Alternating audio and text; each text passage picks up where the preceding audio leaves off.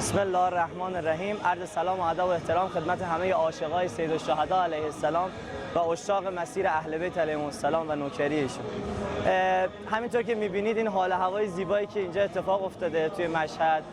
پویشی به نام پویش جهانی هر شب جمعه مثل اربعین. اینکه شبهای جمعه هر کجای عالم، دم هر خونه‌ای، هر محله‌ای، توی هر شهری، توی هر کشوری حال و هوای اربعین سید الشهدا علیه السلام رو زنده کنیم به صورت مداوم و هفتگی، تا انشالله برکات اربعین، برکات عظیم، چه اقتصادی، چه معنوی، چه اجتماعی، چه فرهنگی، هر هفته به تمام جامعه و به تک تک خانواده ها و مردم جهان انشالله سرایت پیدا کنه، تا انشالله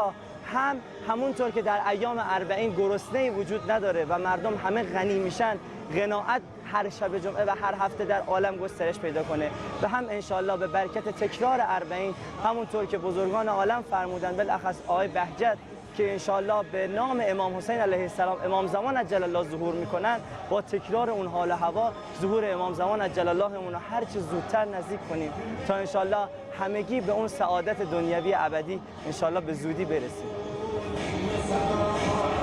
اللهم عجل ولیک الفرج.